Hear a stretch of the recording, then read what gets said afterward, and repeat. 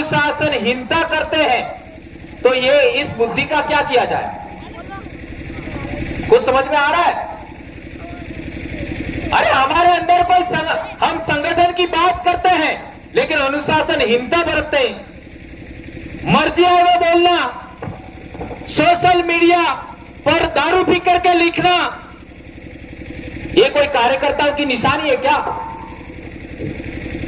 और मुझे पूरा विश्वास है कि रात को जितना विवाद करते हैं, लड़ते झगड़ते 8 बजे के बाद, वो ज्यादातर लोग ये पी करके ही बखेड़ा करते हैं। और हमारे लोगों की आदत है कि किसी को कुछ कहना है समाज के बीच में या कुछ बखेड़ा खड़ा करना है तो 2 कप लेना, ऐसा काम करते हैं। तो मैंने आपको आज साफ कह दिया कि यदि आपको अनुशासनहीनता करनी है और संविधान और लोकतंत्र से ऊपर जाकर के बात करनी है, मेरे को मत बुलाना। समझ में आ गया? और जब मार खा जाओ और परेशान हो जाओ और कोई रास्ता नहीं बचे, तब आना। आपका रास्ता, हमारे लिए दरवाजा खुला है, ये साफ कह रहे हम। इसलिए आदिवासी परिवार ने एक व्यवस्था बनाई है। हम भी बहुत कुछ बातें जानते हैं लेकिन समाज तैयार नहीं है आज की तारीख में, इसलिए हम उन बातों का समाज के अंदर बात नहीं रखते। ये बात समझना होगा। आज तक मेरे द्वारा बोली गई बहुत कम बातें, अभी तक कोई बात ऐसी प्रकाश में नहीं आई है जो गलत साबित हुई हो। मैं बहुत सोच समझ करके बात रखता हूं और समाज को आगे बढ़ाते हैं, तब जाकर के आज इतना बड़ा काम हो रहा है। एक बात, चुनाव के अंदर हमारे बहुत सारे भाई यहां आए थे और इन लोगों ने हमको एक बात बताई, वो बात आप सबके बीच में रखना चाहता हूं। यहां पर जो लोग संगठन करता है, पदाधिकारी है, वो दूसरे लोगों से पैसा ले करके अपने लोगों को हराते हैं। क्या ये बात सही है? पद ही इसलिए लेते हैं ताकि दूसरे से बार्गेनिंग कर सके। अरे खुद को सुधरना है। हमारे इलाके में हमने 50 बार बोला, आप लोगों ने भी सुना होगा, एक बार पुनः बोल देता हूं। हमने बोला जो भी पैसा दे रहे हमारा है, ले लो। जो भी बकरा मुर्गा देवे वो हमारा ये ले लो। दारू भी देवे तो ले लो लेकिन पियो मत, बेच दो। लेकिन जो लोग ऐसा बांट रहे उनको वोट मत दो। तो हमारे संत गोविंद गुरु महाराज एक बड़ा जन जागरण चलाया दारू के विरोध में और सफलता भी मिली। मैं इसका उदाहरण, मेरे दादा स्वयं पीते थे और मेरे दादा ही भगत बने। और आज मेरे खानदान में, मेरे मां बाप की पीढ़ी में कोई भी व्यक्ति आज तक उन्होंने मुंह में चखा नहीं दारू क्या होता है। मेरे परिवार की बात करो, और इसकी वजह से मेरे परिवार में 6 लोग नौकरी कर रहे हैं। 6 जने मेरे दादा के दारू नहीं छोड़ते और संत गोविंद गुरु महाराज की भक्ति करने का परिणाम है। और मेरे दादा कोई सामान्य आदमी नहीं थे। 2 बार तो जेल गए धाड़ा में जाने की वजह से। धाड़ा जानते हो? धाड़ा जानते हो नहीं?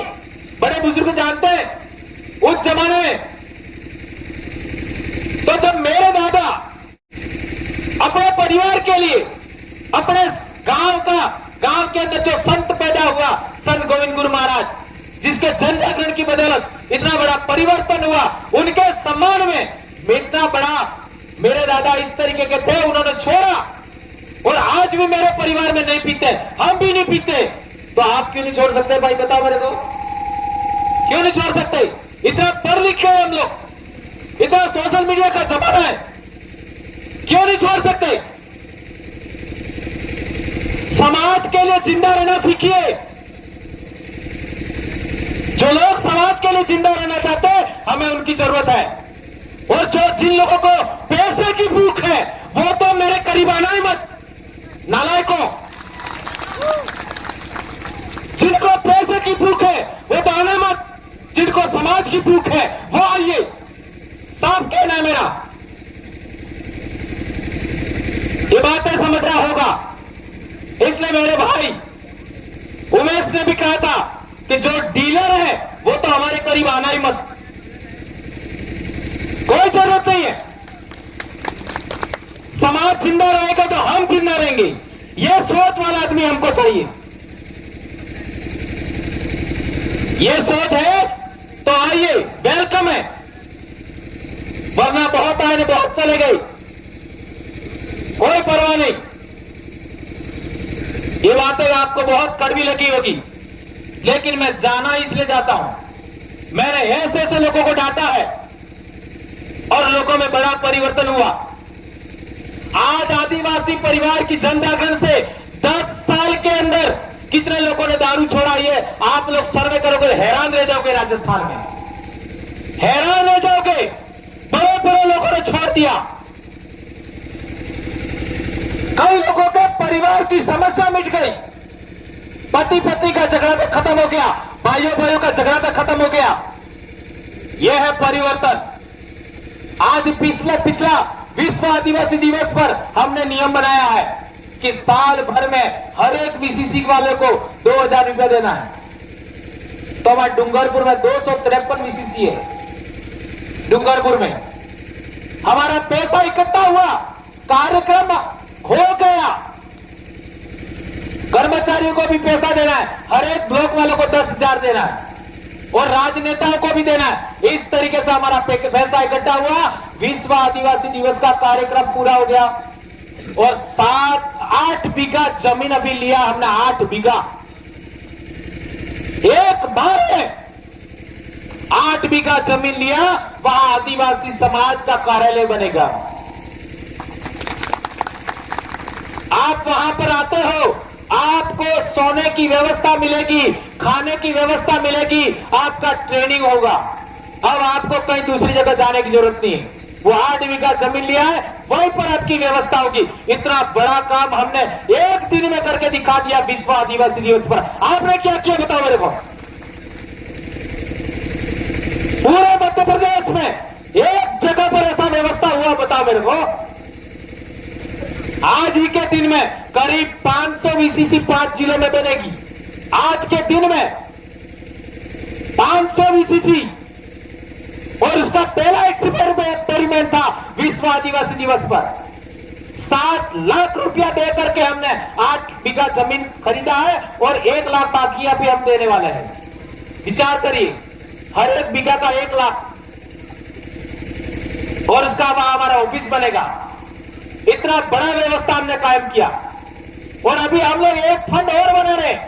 यदि कोई प्रशासन का व्यक्ति, यदि कोई शासन का व्यक्ति हमारे लोगों को गलत तरीके से उसके ऊपर केस करता है, परेशान करता है, किसी कर्मचारी का ट्रांसफर करता है, कोई भी कचहरी, कोर्ट कचहरी का झगड़ा लड़ना पड़ेगा तो इसी फंड से हम लोग कोर्ट कचहरी का भी आपका केस लड़ेंगे, कर्मचारी से भी पैसा नहीं लेंगे, किसी सामाजिक कार्यकर्ता से भी पैसा लेंगे। वो फंड हम जमा कर रहे हैं, उस फंड से आपका कोर्ट कचहरी का सारा हम खर्चा निकालेंगे।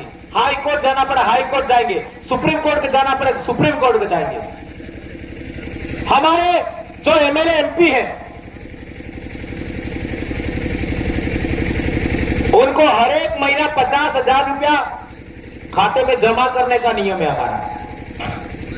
ये बेटा उमेश पूछो, सही है गलत है? कहां गया उमेश? हाँ आ रहे, पूछिए इनको। हर एक प्रधान को 20,000 रुपया हमारा महीने देना है और एमपी का अभी 60,000 कर दिया हमने। पहले 50 था, अभी एमएलए ज्यादा बन गया तो उसका 60 कर दिया।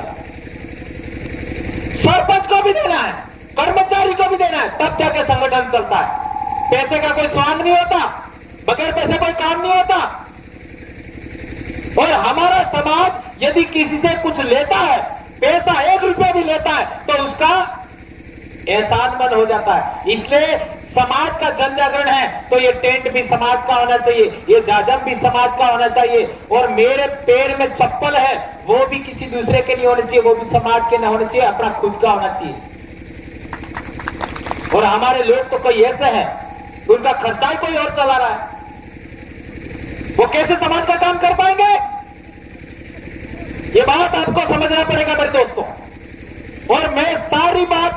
लूंगा, लेकिन एक बात कभी स्वीकार नहीं करूंगा, सिंगल। सब प्रकार की गलतियां, जैसे संत गोविंद गुरु महाराज ने कहा था कि खाई लो मार पे को आ जाए, पर पहलो मार पे को नहीं आवे। तो मैं एक बात कहना चाहता हूं, जो लोग दूसरे समाज के लिए अपने समाज का बलिदान देते हैं, ऐसे लोगों की मुझे जरूरत नहीं है। ऐसा आदमी मेरे बीच में कभी कहा नहीं सकता। मेरे से असहमत हो सकते हो, हमारे संगठन से असहमत हो सकते हो, लेकिन समाज का हित करके दूसरा समाज का लाभ करने वाला, जमीन बेचने वाला आदमी, समाज को दारू पिलाने वाला आदमी, समाज